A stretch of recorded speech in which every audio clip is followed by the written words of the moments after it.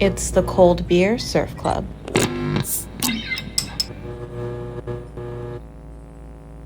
I was honestly like surprised when I heard when you didn't make it. I was like super bummed, obviously, but then I was like, maybe like you'll be stoked to just be done. Yeah. Because I know the last few times we talked, you're kind of over it. like, I don't know if how much longer I'm gonna do it. So I was like, maybe she'll just be done. I think I might have been if I didn't get the wild card. Yeah. But I do feel like I told Tom this. I was like, it sucks because I think I have another 1 or 2 like good years where I can do really good in me, and then I want to have kids. And nice, mom. But we should probably talk about that. Yeah, but yeah. Anyway, we'll get into it. Yeah. But it definitely. Heck yeah! Well, thanks for coming up, Blakey.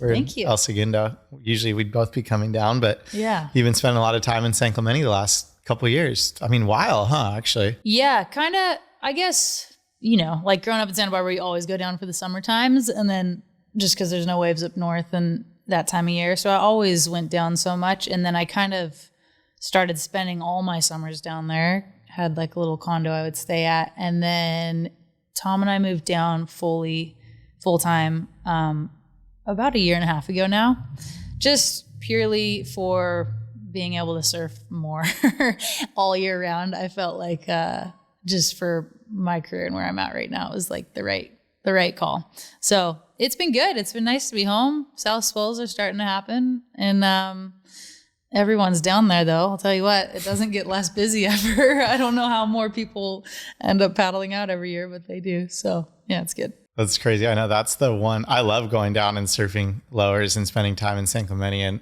growing up, same thing, always being like, oh my God, Santa Barbara is so flat in the summer. So we all spend a bunch of time down there. But the crowd is definitely a little bit daunting at times, just always having to go out in that to get waves. But there's Oceanside and other stuff. For sure. You branch out. Oceanside, Creek, even like Huntington gets fun every now and again too. And then I've been surfing like middles and churches and all, like even uppers lately. So there's places to hide, and at least there's waves. You can like dodge the crowd. But I guess after a while, it gets a bit intense. No one goes to school anymore. I guess I never went to school really, but I'm like, go back to school, children. Yeah, that's not true. I went to school with you. That's true. We went to grade school. We went to elementary school. We were good students.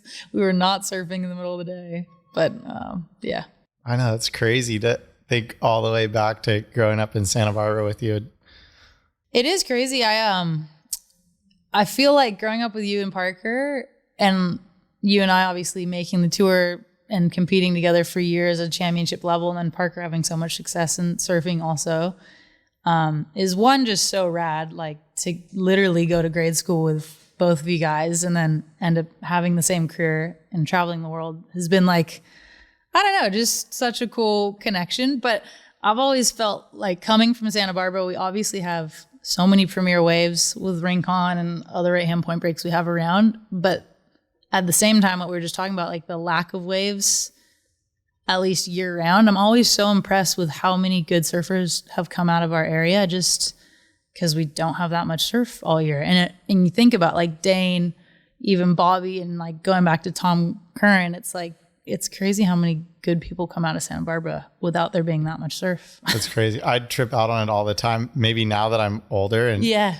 don't know, I can't figure out if it's just that I get a little bit lazy maybe. And I'm like, I'm not going to drive down at half an hour or an hour and a half north to go get waves. But damn, I can really easily go with not surfing for a week or two. How'd I get even half decent at surfing, when I was younger? But I definitely think back, I mean, we used to surf anything. I think that was maybe had some like down at the harbor, just walking cheetah, like shittiest little wind swell, whatever, like we were on it. So, and I don't know. I think I always felt that because there weren't waves all the time, that when there were waves, you wouldn't take it for granted. Yeah, that's true. Or you'd go on a trip and like really maximize time, whether it was Hawaii or whatever.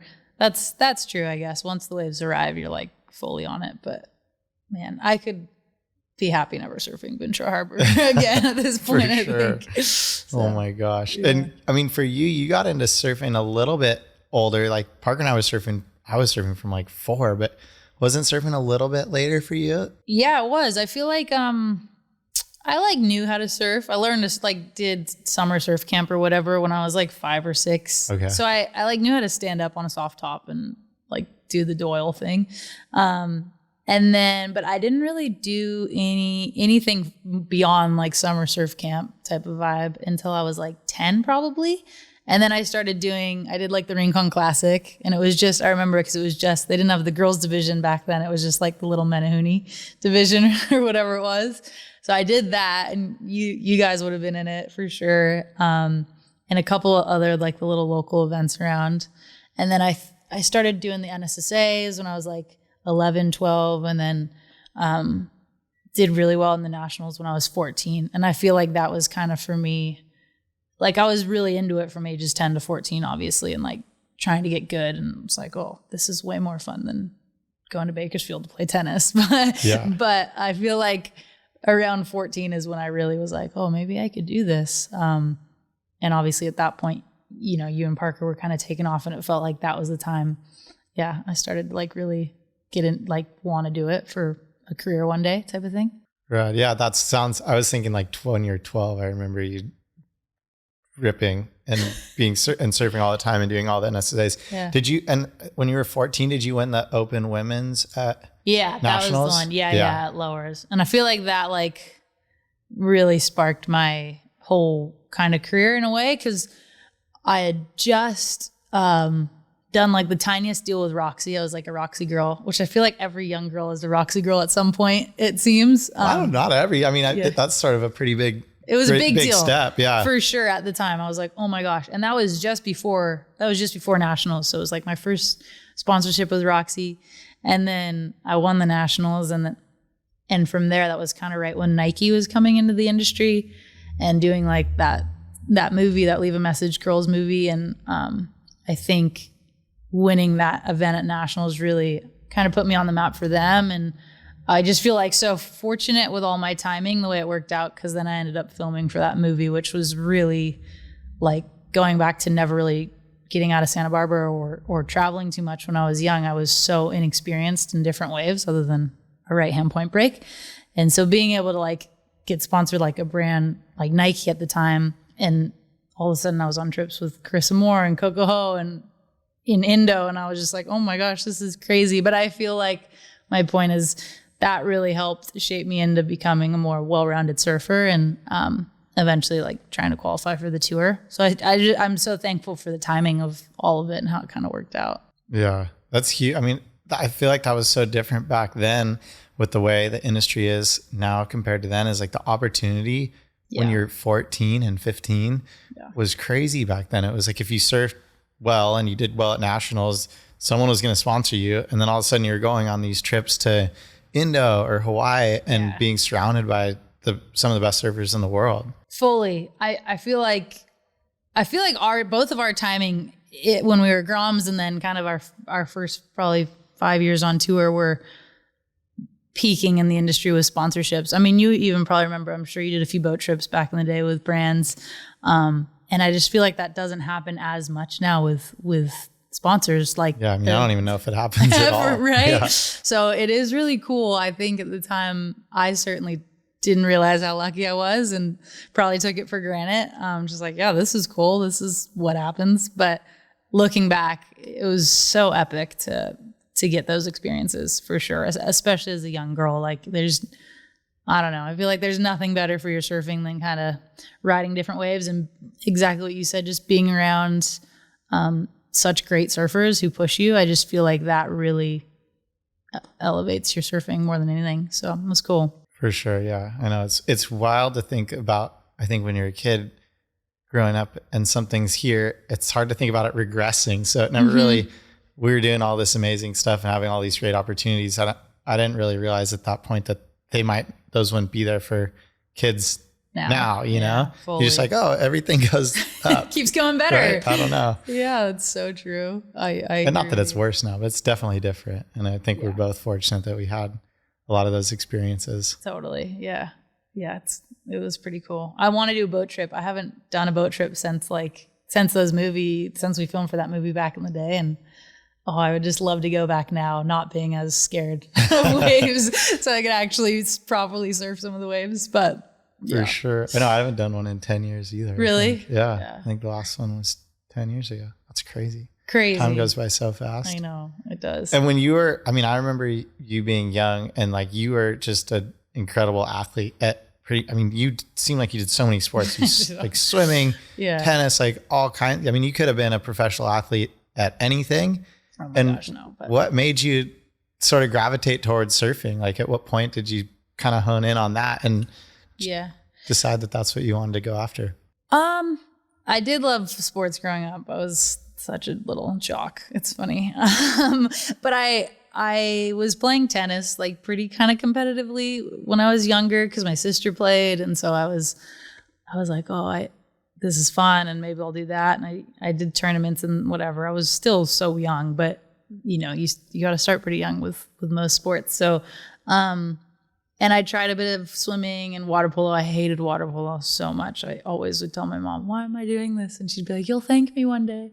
But I guess surfing to me, once I started doing it, I had played those other sports before it. And then I started surfing and dabbling in it a little bit. And I was just having way more fun. I just love the ocean and the water. And I think all of us as surfers naturally just fall in love with surfing for surfing, whether you're a competitive surfer, a free surfer, or you just do it for fun. And so I just loved it. And I loved traveling up and down the coast in the back of the van with my mom or my dad. I just thought it was so much fun. And I also just felt always like naturally it was what I was best at. Like it didn't feel like I had to force it. I worked hard and tried hard, but it kind of just felt like it was unraveling really organically for me. So, I guess I was just like, this is for sure more fun than going to the tennis court in the sun every day. And, for me, it just felt, just natural. I don't know. And then the way my career kind of ended up, I just felt like it all unfolded, the way it was supposed to. I didn't really have to force it too much. So, yeah. I know it's crazy to think. I mean, you've been on tour for how long's it been now? 12. This was my 12th year. Yeah. Wow. Yeah. So you qualified super young. Yeah. I was 17? Yeah, I was 17 my first year on the tour. That's so crazy. It's crazy. It's crazy now. I don't know if you felt this like your last few years on tour, but being a bit older and being on it for so long now and like seeing the young girls qualify and they're all like 17, 18, whatever. And I look at them like, you're so young, like you're such a grom. But when I qualified, I didn't feel like I was a grom. I was like, I don't know. It's just funny looking back now and being older, but 17, I was definitely young and dumb. That's so crazy. Yeah. Oh my gosh. I felt young starting to be on tour at 23. 23. Okay. And 17, there's no way I would have survived if I made it on there then. It was hectic. How many years did you end up doing it for? 7. 7. Yeah. Okay. Yeah. It's funny to look at the young ones now. I don't know if you feel like that towards the end, but they're so impressionable and young. And I don't know. It's like knowing, I guess, being on tour when I was that age and just all the feelings and all the things when you're that age. And then eventually, just being on tour long enough to like be mature and go through all the emotions that you go through on tour, through wins and losses and everything else in between. It's like, I think it feels so good to be a little bit older and like enjoy it more, I guess. I don't know. Not that I didn't when I was young, but I don't know if you feel that same way. Like as you just get more mature with it, I feel like you can really appreciate like the process of being a pro surfer more a little bit. I think it felt like it got easier at times, then still it was hard, but to kind of relax into it, I guess, and kind of be more, I don't know. I always felt like when I first got there, I was so stoked that I made it there that I held on to the fact that I was on tour, like extra tight. Cause I didn't want it to just be 1 year. Mm-hmm. So then after 3 or 4 or 5 years went by, I was like, okay, I think I got in a weird way more okay with the fact that it wasn't going to last forever. You realize like, okay. I'm like, okay, cool. I've done it. And this is epic. And it was a dream. And now like if I don't make the tour this year, like I'll be okay. Yeah, totally. Whereas my first year, I was like, oh my God, if I fall off now, then what, Yes. So sure. I think that was an interesting shift somewhere along the way, but it definitely made me hungrier when I was my first couple of years to stay there. I think. Yeah. Solidify yourself on tour. Yeah, for sure. I agree. It's crazy. The levels. I mean, it just seems like it keeps going. And with the pool shrinking, it's just like, boom, it just keeps getting harder and gnarlier to stay there. I agree. It's obviously the men's is so hard and so gnarly, and kind of I've always felt it's been at that level of like it's so elite. And then I feel like it's weird because I feel like my generation, when I first got on tour with Carissa and Coco and Malia, and Steph was already there, but kind of still younger in her career. And Sally, like, I feel like our generation was a shift from the previous. And then now as I'm kind of getting a little bit older, seeing this newer generation come on, it's the first time I've really seen another like big uptick in the women's side, like with performance. And it's so cool to still be there and on tour and try and stay ahead of these girls or relevant with these girls and compete against them, but also just to see the level rise, especially in bigger surf like a pipe. And I'm so excited to watch Tahiti this week. It's I don't know. It's really cool. I feel like the women's side is almost the more exciting side right now, just to watch what's happening and unfolding. They're pretty gnarly. All these ones. It's been crazy. I mean, I watched pipe like on the edge of my seat, and it's been so cool just to be there. And obviously a few years ago, you know, like the level wasn't there at those waves, like watching heats when, you know, some of the like not getting waves and boom, all of a sudden it's like 2 years later and you women are just charging and getting tubed, and it's like the comfort, you can see the comfort level of like, and the knowledge in the lineup and all these things that are just that you're all getting better at so fast. It's super fun to watch. Like, I've really enjoyed watching some of the women's heats this year and just seeing that improvement. I think that's always exciting in anything. It's like seeing those level ups is just exciting. And I mean, it must be super cool for you to have gotten to be a big part of that in women's surfing. Yeah, thanks.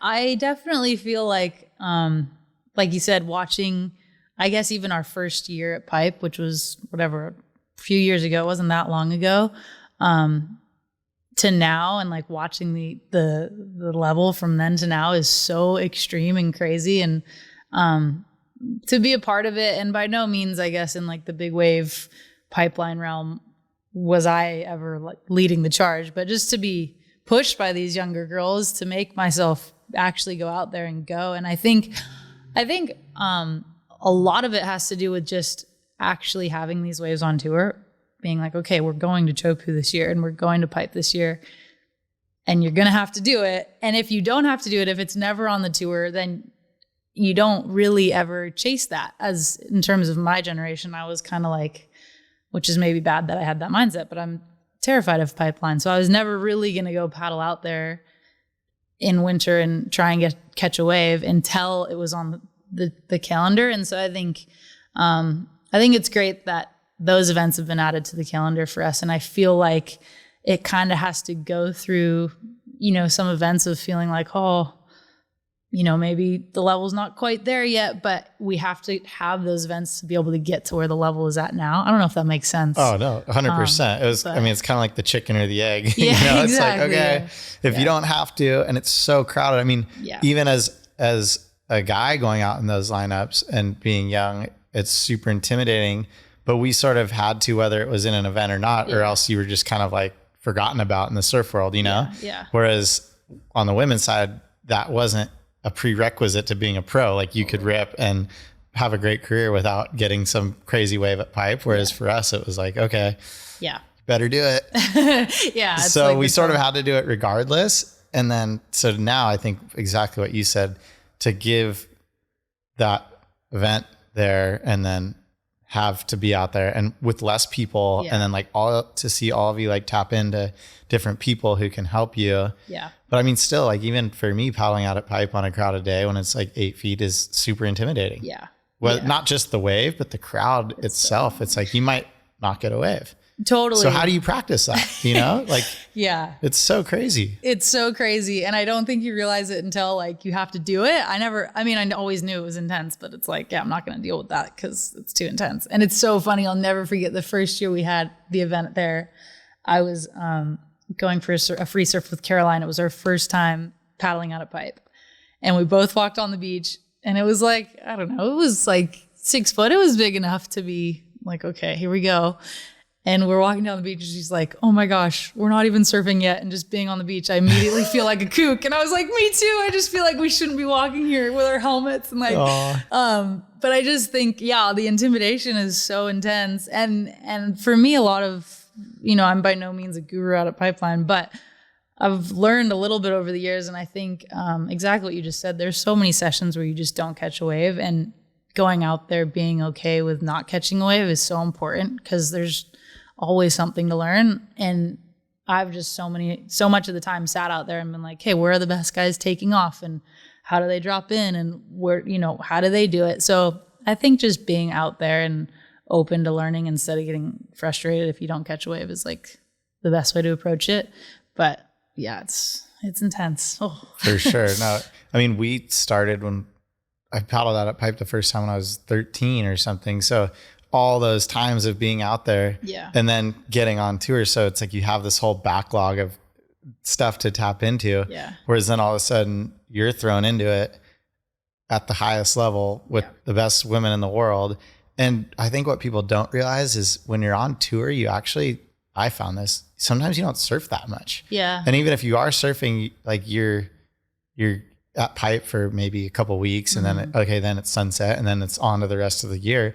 So if you go, oh, I need to practice Pipe, you don't really have, it's not like you can just go there for 3 months and paddle out every day. Like you have this condensed little window of time to learn some new skill that's super gnarly. Yeah. So it's so hard. I mean, and then there's all the people, it's just crazy. So I think what you're talking about of being out there, I still do that. I go out and I sit next to the best guys, and I see which wave they want and where they're taking off and where it comes on the reef. And then when you're in a heat, you just try to recreate it. Heats are so valuable, I think, as for anyone, but for the girls, I feel like we're really learning during a heat. Like every heat I've ever had out there, I'm like, okay, I'm going to like sit where I want for the first time ever and take the wave I want. And it's just the best opportunity to learn is in heats, just because no one's out there. And so the more heats you make, I guess the better you can kind of get out there. I've always felt, just because any 30-minute window without people is so beneficial. It's so much easier. So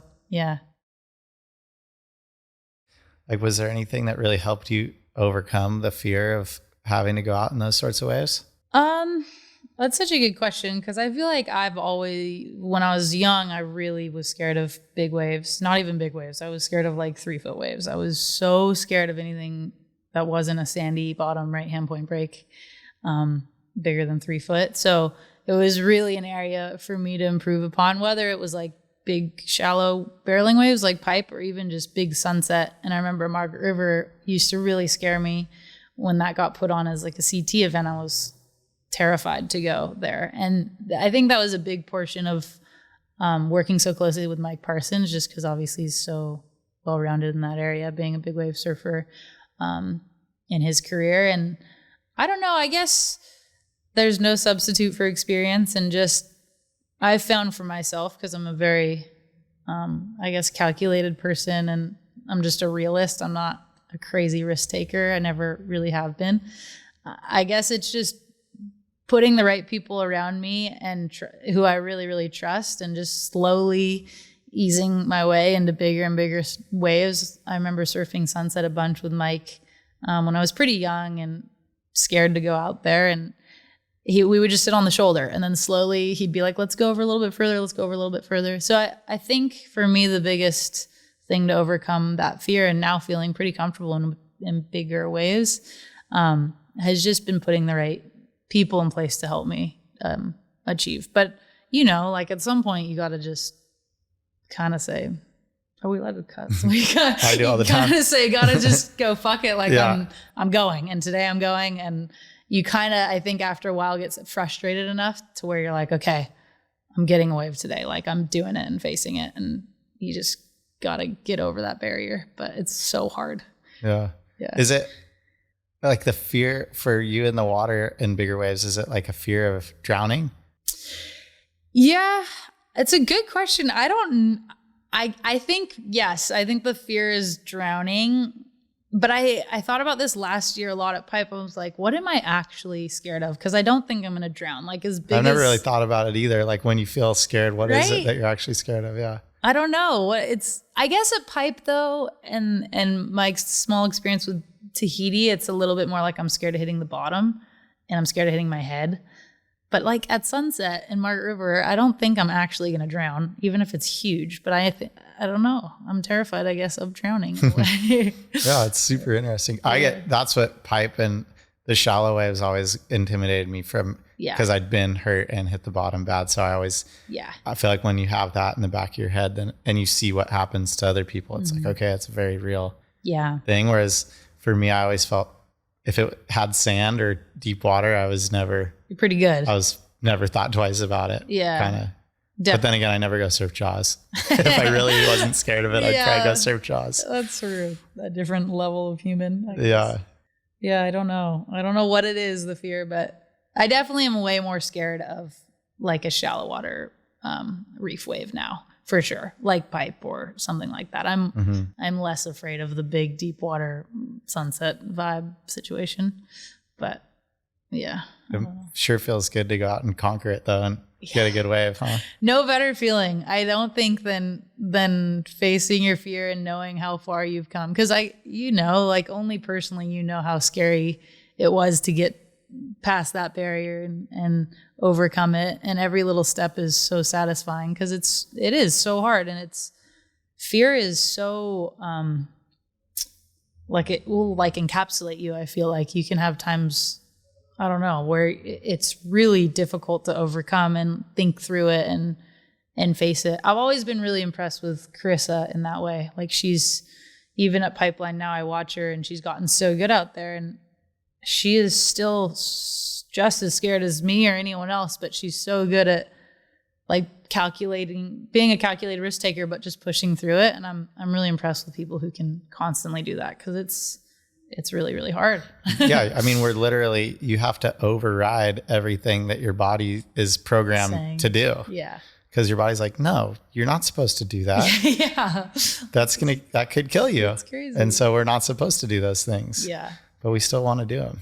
Did you feel like growing up where we did, I guess you started traveling a fair bit when you were young to Hawaii, but did you feel like that was really a big thing for you to kind of get better at, was bigger, heavier waves? Not really. I always liked it. I don't know why. When I was a kid, anytime the waves were bigger, I was kind of excited. And I remember being nervous going out on a bigger day at Rincon or something, or maybe at the beach breaks. But my dad would kind of always just be like, oh, well, do you want to go? And I'd be, yeah, I'll go. Yeah. And get out. And, so I remember a couple of times not really getting waves or something, and then being kind of scared. And then, I don't know, I'd just always go out. It was weird. Yeah. So, but it definitely was one of those, it was a stepping ladder. So, I mean, obviously big waves at Rincon or somewhere at home isn't quite big waves in Hawaii. Yeah. But yeah, I always liked being in bigger surf. Yeah. I remember sometimes I look back now when I was younger and I'd go out at Pipe and they'd pull into some stupid closeouts. Crazy. And I'd see videos of it and I'm like, what was I thinking? Now, I wouldn't really want to do that now. Yeah. Ignorance is bliss for a little while, I think. Yeah, it totally is. And then you kind of get hurt. And then I think there's, obviously maybe less to lose when you're younger and you don't have this career and sponsors or you're on the tour, Yeah. I think I got more nervous to get hurt as my career went on, because it felt that there was more at stake. And if I did get hurt and miss a bunch of events and fell off tour, like, okay, there goes everything, Yeah. Which probably isn't the best mindset to have, kind of a fear mentality towards that. But I definitely felt that when I was more like getting into it on the tour, Yeah, you've always been great in bigger waves. Like Pipe, you've always been so good, I feel like. And very fearless. Thanks. Yeah. That was cool. That was a cool tangent. Yeah. There was one other thing. How about that air that you did? Was that the US Open? When you won the US Open? No, that was nationals at Lowers when I was 14. Yes. So that was a huge deal. So we kind of talked about that, but I mean, that was one of the first airs that a women had done. A girl, you were 14, so I can call you, we can say girl. Yeah. So that was a big deal. That was a big deal. I remember being there watching it going, holy shit. It's so funny. Yeah. Yes. That was at the time a really big deal for sure. I think, I think it was the first air like a girl had ever done in a national final or whatever. And it was a really cool way to win the event, I guess, just because it felt like this really, I don't want to say pivotal moment for women surfing, but it was. In a way, maybe it was progressive for the time. And you sort of had those on lockdown too. I did. I had them way more on lock then than I do now. Yeah. But yeah, so it was really cool. And I think too, going into that event at Lowers, I was kind of a little bit of, I guess, a dark horse in a way. I just had done like the full year of NSSA for maybe the second year. I'd never done great. I'd won maybe a couple little events, but I think I don't know. I feel like it really, in a way I made my mark. And I think that's why it was, just really impactful for brands and that to start working with me, because it was kind of this turning point. So yeah, it's cool. It's fun to look back at that being, I guess, a moment in women's surfing, and now seeing the young girls, and all of them are launching like left, right, and center. So it's really cool to see the progression too now of all the younger girls and how good the air game is getting and has become. And I guess, yeah, to be at the very beginning of that is pretty cool for sure. Yeah, that was crazy. Yeah. That's so cool. And I know like lately in the last couple of years, we were sort of just talking about it, the fear of getting hurt in big waves and what that means for your career, but going through injuries and stuff while you're on tour, like I know you've really struggled with a couple in recent years. And I mean, I've gone through, like at the same time, I remember Tom actually worked on me a little bit, your husband. Yeah. He's great. You scored. Yeah, I did. Nailed it with that one. But talking a little bit about that, like how it's so exhausting trying to deal with those while you're trying to maintain this high level on the tour. Yeah, I totally agree. I've had a couple injuries. I broke my ankle. That was a while ago. That was in 2016. And that was pretty easy. I didn't need surgery or anything. But then in recent years, I had a super bad back injury in 2021, which I didn't end up getting surgery on it, but I blew it out pretty dang bad. And so it took me probably like 9-10 months to recover. So I kind of took that season off, and then came back in, I think it was 2021. Anyways, I came back the next year. But I think it's just, our schedule, it's so much traveling and wear and tear. And when you're young, you don't really think about preserving your body quite as much. And you just kind of are, I don't know, for me, it was surfing and training and just doing everything full blown and not really focusing on much of the recovery or like how well my hip mobility is, or whatever. And so that was a pretty substantial injury. And still, I think, like, my back is my Achilles heel. Everyone's kind of got their things, I feel like. And definitely my back I have to work on it every single day, it feels like. But I've learned so much through the injury. And I think, having a long career for any athlete or sports person, you kind of get to a point where you're like, okay, I got to focus more on preserving myself and just feeling my best, especially with our travel schedule. It's so insane. That doesn't feel good on the back at the end of the day. So, it's been a good, I think, learning experience for me. And then I think one day too, when I'm done surfing and retired, I'm actually thankful just because I've learned so much about my body and how to stay healthy when I get older and, through it all. But it's not fun when you're in the injury. Did you have any major injuries? I feel like you did pretty good. I did pretty good. I hurt my knee. When I was young, I hurt my knee. I tore like MCL and partial ACL. Okay. And then I did like a couple of MCL tears. I did an ankle thing. Yeah. I blew out my knee like super gnarly at pipe right before. It was at the Vulcan Pipe for like the morning of my heat. Oh, okay. And that was my second year on tour. So I was like, had this gaping hole and couldn't walk for like 6 weeks. Yeah, and I showed up at Snapper with like a Band-Aid on it still. And I was like, oh God, this could go bad. Yeah. And I actually did all right. So that was cool. That was probably my worst. That one could have been really bad because I had all this scar tissue on like my patella tendon and behind my kneecap. Mm-hmm. But Matt Lynch sort of somehow worked some magic and like got it moving so I could go surfing. Sick. And then I had I kind of jammed my femur into my labrum. Okay. And that was honestly, of all of my injuries, like the worst one. I got better quick, but then it nagged at me for years and it went up into my low back and it was just this whole thing. Yeah. And I just remember the last year or two I was on tour, just being so tired of dealing with it. Yeah. Like even the thought of waking up in the morning and not knowing if I was going to be able to go surf and feel half decent at an event. Yeah. Just sort of weighed on me. For sure. And I got just sort of over dealing with that. Now it doesn't hurt at all. Doesn't? Oh, I was going to say, okay, that's good. I'm like, so was there some weird psychological stress component to it that I couldn't get through, you know? I swear. I think there is with injuries, especially when you're competing and you feel like I have to be good tomorrow. I have to be good to surf a heat. I swear the stress will flare up some little injury that you have just because you're thinking about it. But yeah, it's hard. It's hard to stay healthy the whole year. I think too, all of our events are pretty back to back. Kind of always have been. I feel like, I guess we used to get a little bit more breaks in between, but I just think if you get a little niggling injury, it's really hard to get ahead of it. You feel like, oh gosh, I don't have a week to just take off and rehab it or whatever the small time you might need just to get through it. It's just constant. You're like, oh my gosh, I have 5 events right now with little to no break in between. So it's really hard to stay ahead of it, which I guess comes back to resting when you need to and listening to your body eventually. Yeah, but it's hard to because you have an event next week and you want to surf and you don't want to go in feeling all timing off and like you haven't been riding waves. So it's definitely that balance. Yeah, definitely. And you've been working with Micro this year and last year? Yes, the last 2 years. Yeah. God, Micro's so cool. I loved working with Micro. Yeah, how many years did you end up with him?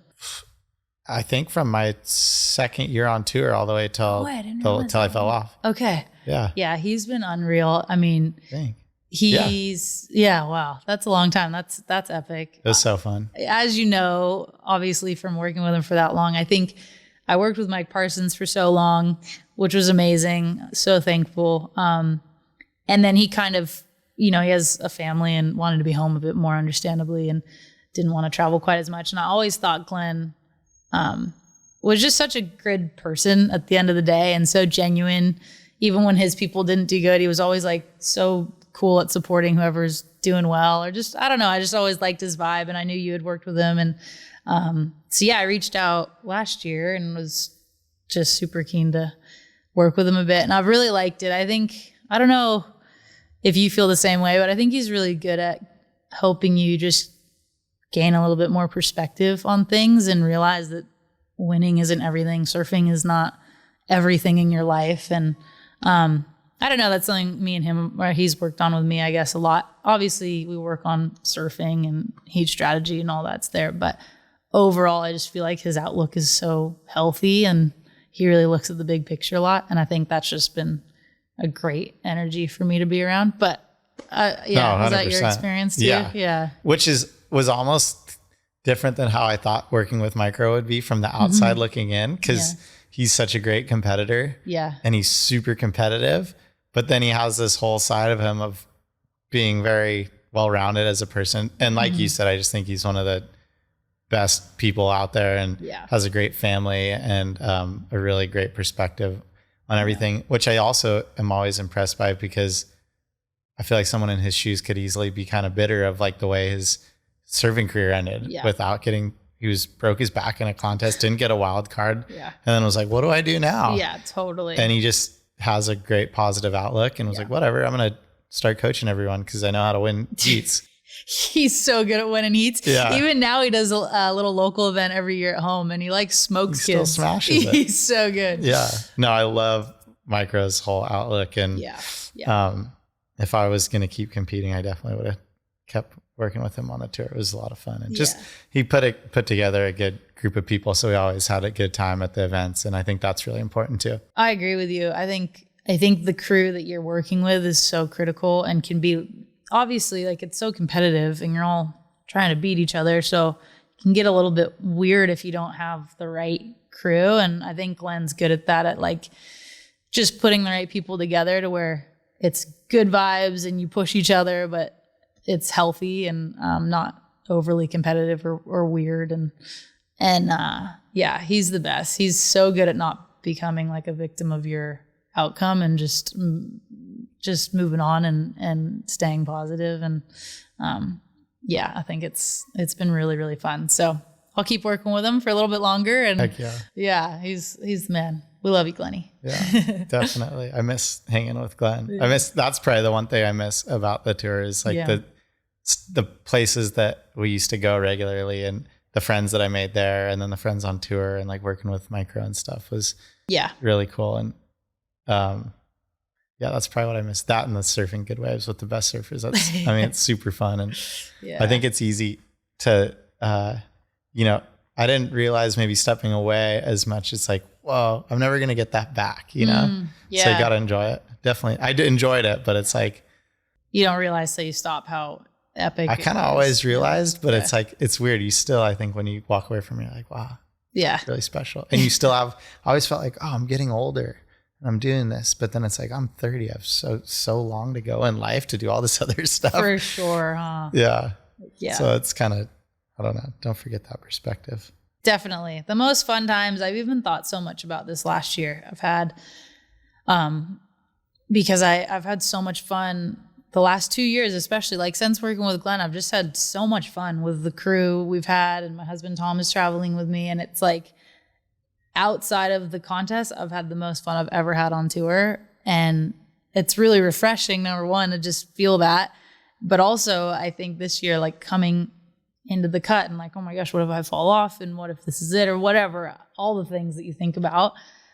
I think the thing that went through my head the most was like, I'm having too much fun. Like, I don't want to stop yet. Like, this is just, I love competing and I think I have more to give in surfing, but also just outside of that, I feel like it's so epic and we get to live this incredible life and making so many good memories with just great people. And I've thought about that a lot lately. Like, it's such a finite time in our life and it can feel kind of tiring after a while, or like, oh gosh, I don't know how much longer I want to do this. But like you said, we're all so young still. There's so much more to go. And it's the best part about doing what we do, I think. For sure.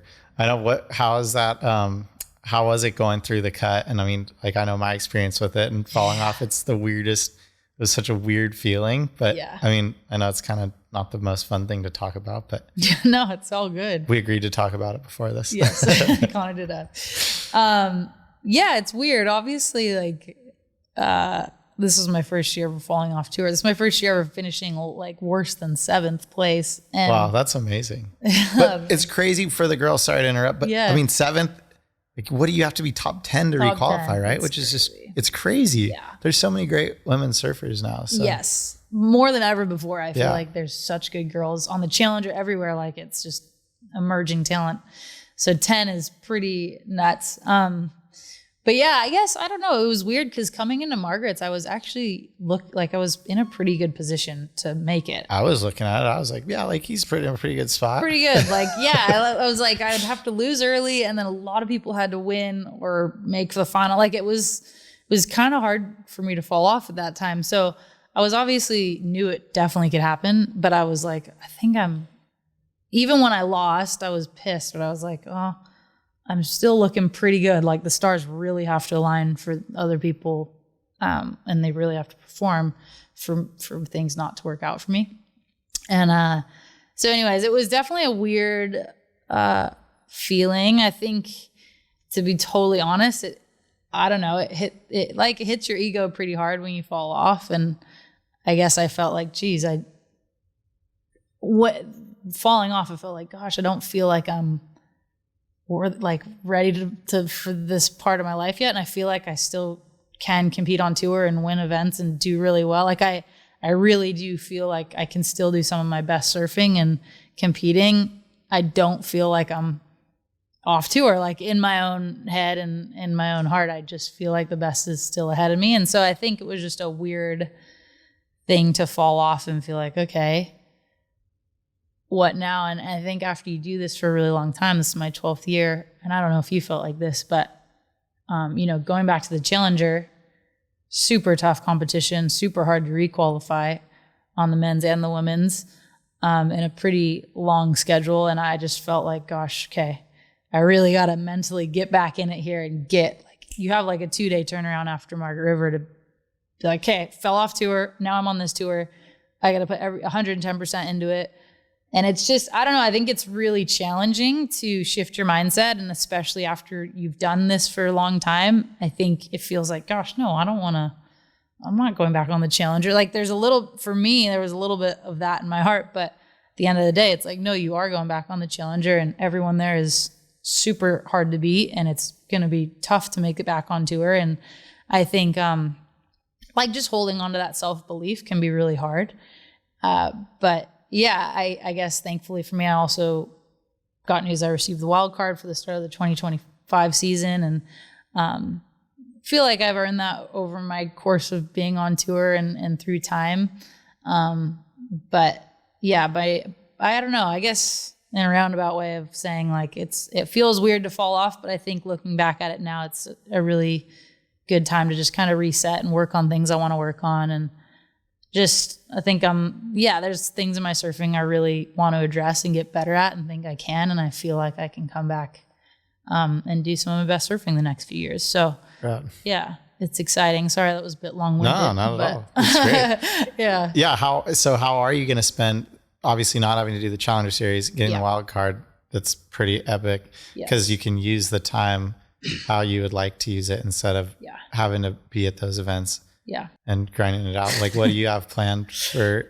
So I don't even really know how everything works out. So you don't surf the back half of the year? Don't surf the back half of the year. I think a lot of people thought I was getting the back half of the year plus next year, because that's like what Kelly did last year. Yeah, and Gabriel too at one point, I think, got, or someone. Is it just Kelly? No, I don't know. Maybe someone. But they could do that. Like they have, because they have spots into every event for the back half of this year. Yes. So they could be like, okay, like you're going to get to surf the rest of the year and then into the next year before the cut. For sure. Yeah. They could do that. Okay.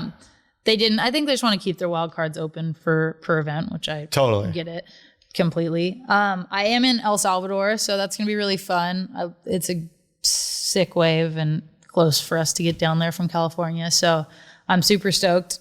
I'm really excited to go compete without feeling like an immense amount of pressure too, and just work on things that I want to work on in the jersey and with some boards, and just kind of get back to the mindset of being a little bit more on the attack, I guess. I think I don't know, with the cut and so much on the line, I think I started surfing really kind of fearful and just afraid so much of like losing or doing the wrong thing in a heat, just because there's so much on the line, which doesn't work anyways to sort of fearful, but it just makes it worse. Yeah.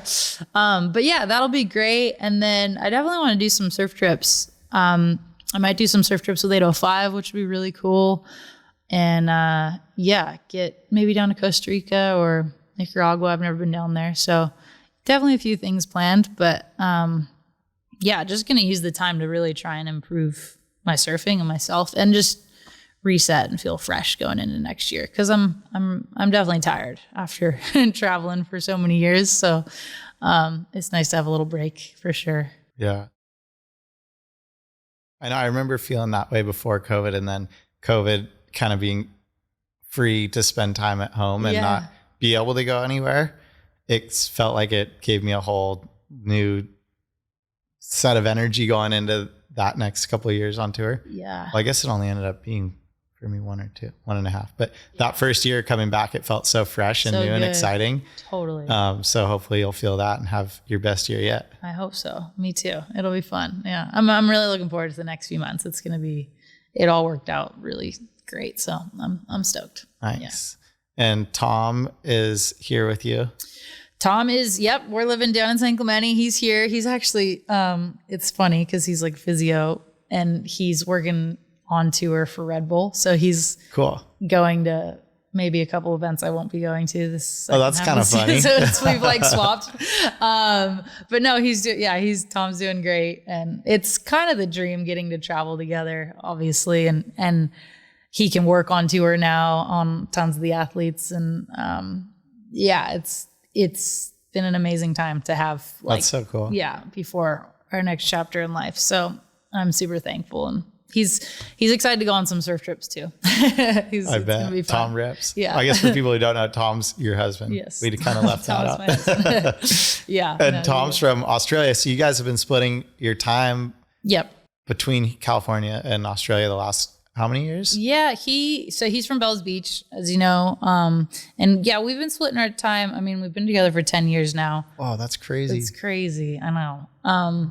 Married for 5, and we live here in California. So primarily we're here, but we obviously get back there for the event once a year, and then we try to go back throughout the year one other time at least. So it's awesome. I mean, Bells is definitely like near and dear to my heart because he's from there, and I've spent so much time there outside of the event at this point. It definitely feels like a second home.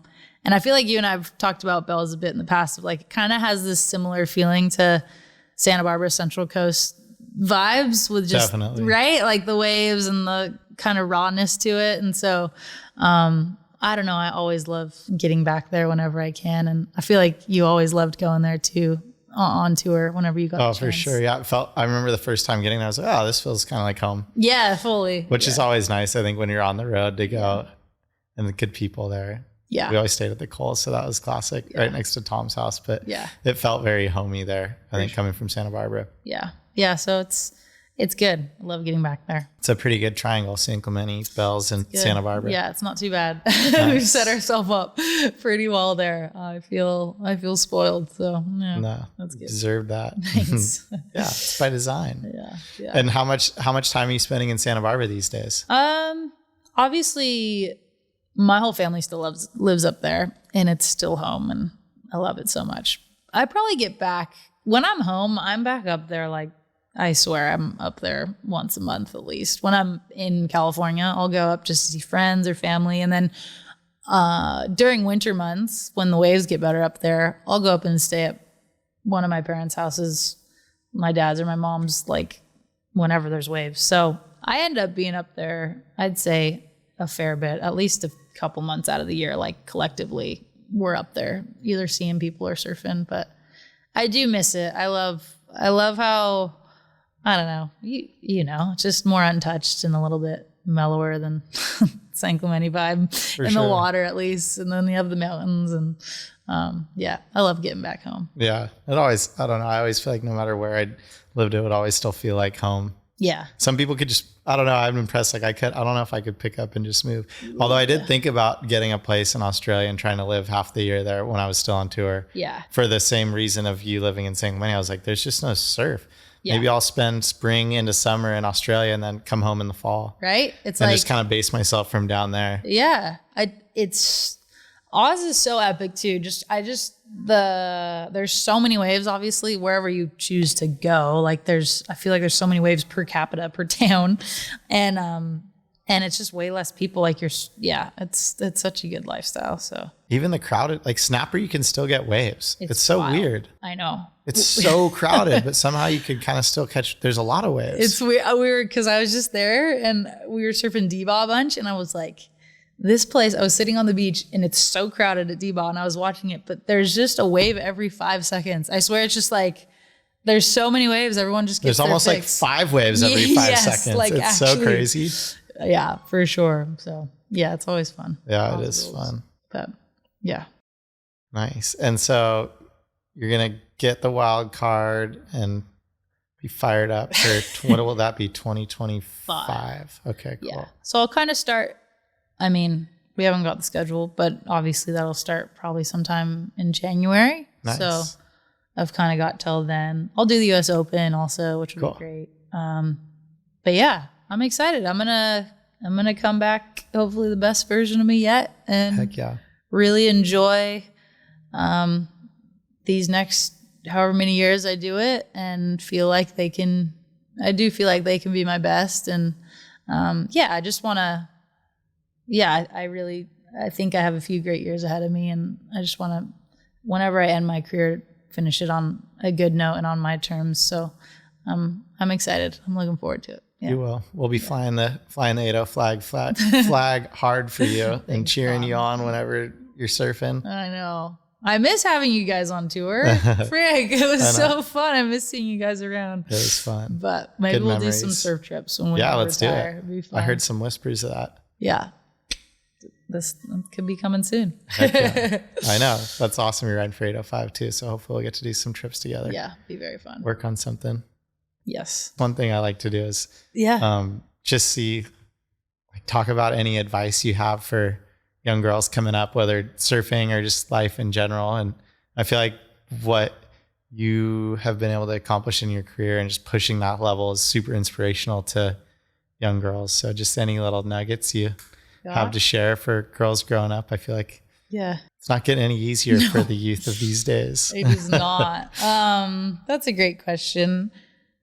I think there's like a cliche answer and then there's a real answer. I guess I'll give a bit of both. But surfing's just the coolest and it's so fun. And I think when you're young and competing, like if you want to say if a young girl wants to be a pro surfer, you can get really lost in just all about the event and all about winning, which is great. Try and win and it's fun to win. But I guess surfing is so fun for reasons. So just enjoying the journey, and this is cliche, but really I think over doing this for a long time now and through like my best years ever, successful wise and winning wise, and my worst years I've ever had, it's really about enjoying it all and constantly focusing on your own self and how you're trying to improve. Because it's so easy to compare and think, gosh, even for me now, like these younger girls are insane at pipe and I'm not as good as them at pipeline, but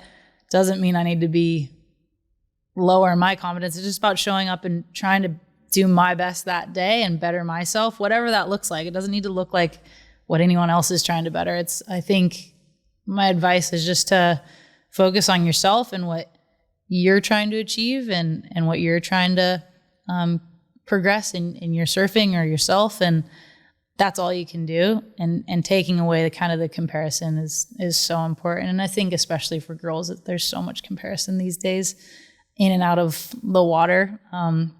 So yeah, just focus on yourself and what you're trying to do and who you want to be. And that'll probably result to the best outcome possible for you. So yeah. Nice. That's a good one. Yeah. I know. I mean, especially in today's day and age with Instagram and social media, and it's like constantly getting bombarded with the best thing that happened that day or that session. It's hard to stay focused sometimes on what you're doing.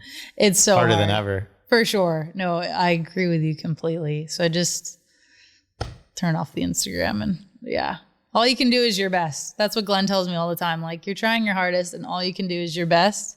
And there's always something to learn, whether you win the contest or you lose first round. So learn from it. But I mean, just kind of stay in your lane and do you and focus on yourself. And really, I think like that's the healthiest way to approach it. So, yeah. Nice. I know. And surfing's so unique in that there's so few things that are in your control. Oh my gosh. And I think that makes it so hard. Yeah. But so rewarding and fun because it's a constant challenge. Yeah. So it never really gets old. And then I think on the flip side of that, when you almost anything else you do in life almost feels oddly easy because you're like, oh, there's more things I could control here. Yeah. Surfing could show up. You can have your best board. You can be surfing your best ever, feel great, and just not catch a wave. The ocean could go flat. Honestly, I think more of the time than not, when you feel really good, you don't do as good. When you feel really bad, you do really well in an event. So weird. It's so weird. Yeah. It is so weird. I agree with you. I felt like that my last year. I was like, I'm surfing better than I was last year. Yeah.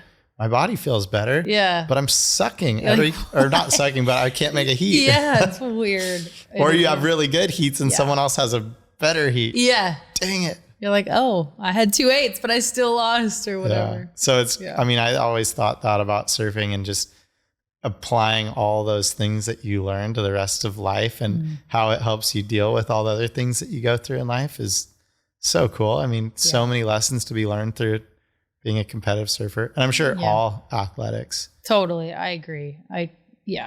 Absolutely. Surfing is so unique. And I think the hardest part about it is how much is out of your control.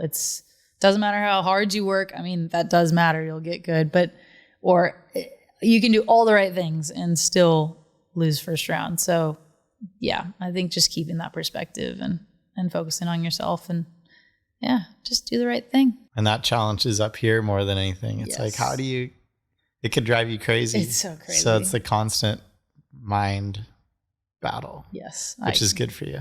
I agree with you. It is. It is so mental. It is. I know. And I'm sure all sports are, but it seems like surfing could be extra. Mm-hmm. Oh, yeah.